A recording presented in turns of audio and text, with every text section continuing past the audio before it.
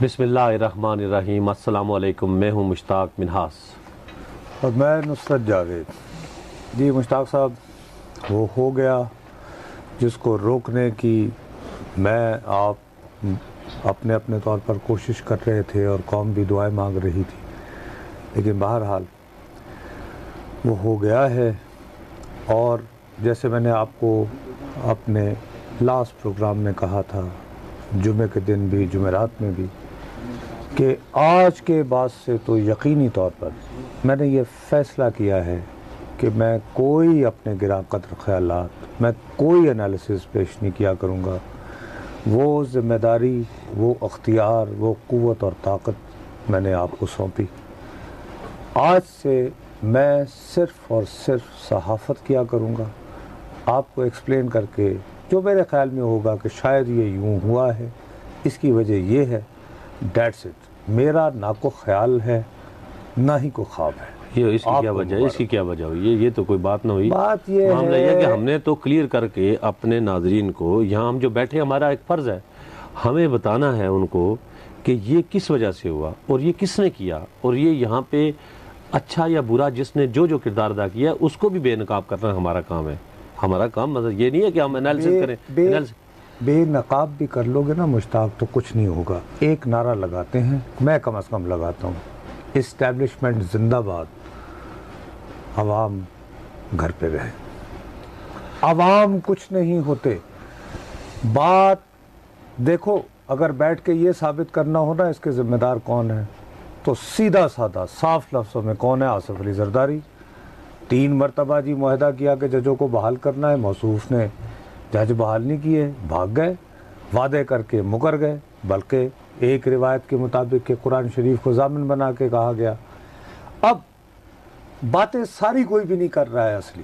اب اس جہاں تک یہ بات ہے پبلک پوزیشن کے حوالے سے، تو there is no defense for Asif Ali Zardari کہ 3 مرتبہ آپ نے پبلکلی کمٹ کیا ہے، لیکن سچی بات ابھی بھی کسی کے سامنے نہیں آئی ہے۔ مثال کے طور پر جن محفلوں میں یہ قرآن شریف کا ذکر ہوا، جن محفلوں میں یہ ہینڈ ریٹن اور پھر بعد میں ٹائپ آیا، اس میں یہ بتائیے کہ غیر سیاسی شخصیت کون سی موجود؟ آپ بتائیں نا۔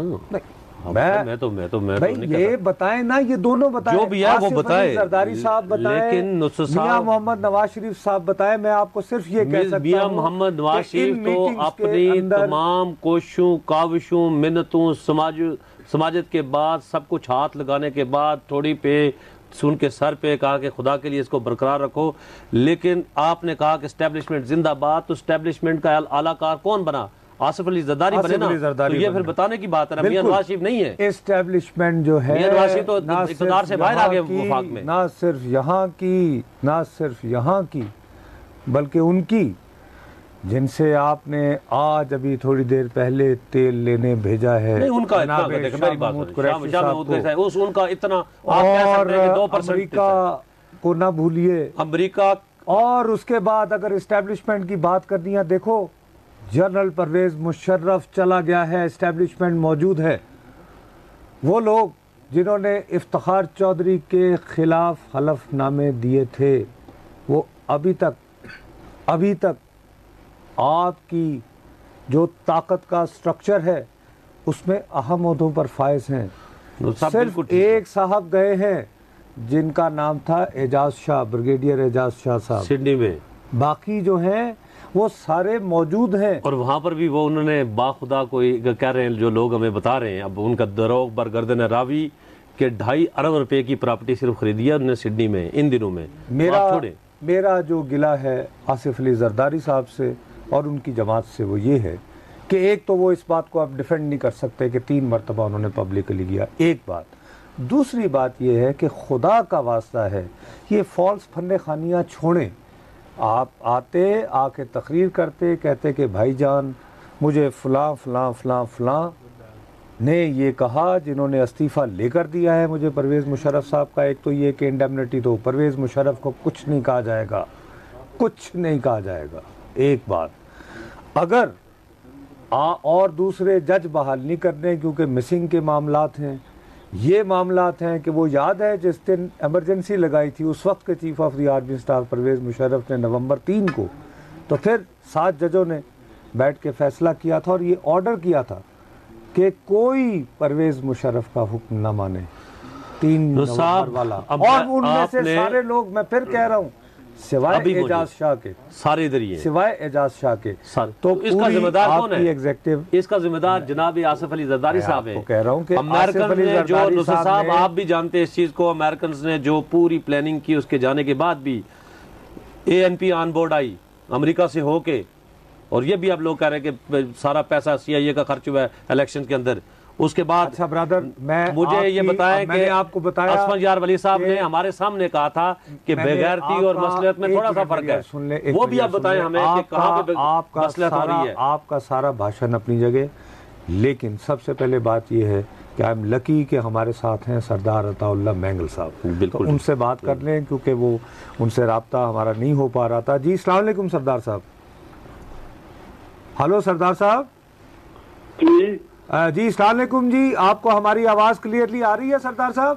بالکل آ رہی ہے جی۔ اچھا سردار صاحب، گزارش یہ ہے کہ یہ ایک حقیقت ہے کہ جیسے ہی جنرل پرویز مشرف صاحب نے استعفیٰ دیا صدارت سے، تو لوگوں کے دل سے سپونٹینیسلی سر پورے پاکستان سے عام شہری بھی، ان کی اکثریت نے فوراً کہا کہ سردار عطا اللہ مینگل کو اس ملک کا نیا صدر ہونا چاہیے۔ اب آپ یہ بتائیے کہ آپ کے ساتھ وہ لوگ جن کے پاس ابھی ووٹ ہیں صدر کو منتخب کرنے کے لیے، انہوں نے بھی رابطہ کیا عوام کی اس خواہش کو ذہن میں رکھتے ہوئے؟ بھائی مجھے کل شام کو جی میاں صاحب کا فون آیا تھا، میاں نواز شریف کا۔ جی جگڑا صاحب نے فون کیا تھا، تو انہوں نے پھر کال جو تھی میاں صاحب کو ٹرانسفر کی، جنہوں نے میرے ساتھ بات کی، یہ کہا کہ ہم آپ کے پاس آنا چاہتے ہیں۔ تو میں نے کہا بڑے شوق سے، خیر ہے۔ تو انہوں نے کہا کہ ہم آپ کو کینڈیڈیٹ بنانا چاہتے ہیں پریزیڈنٹ شپ کے لیے، تو ہم آپ کا نام دینا چاہتے ہیں، اس لیے ہم آ کے آپ سے بات کریں۔ میں نے کہا میاں صاحب مجھے معاف کیجیے، مجھے آپ کس خوشی میں یا کس گناہ کی سزا دے رہے ہیں، میں اس چیز کے لیے تیار نہیں ہوں۔ تو انہوں نے کہا کیوں؟ میں نے کہا نہیں، میں بہت ہی غریب آدمی ہوں، میرے گنجائش سے باہر ہے یہ چیز، میں نہیں کر سکتا یہ۔ تو انہوں نے اصرار کیا، لیکن جی اچھا سوری، تو انہوں نے اصرار کیا لیکن میں نے انکار کیا۔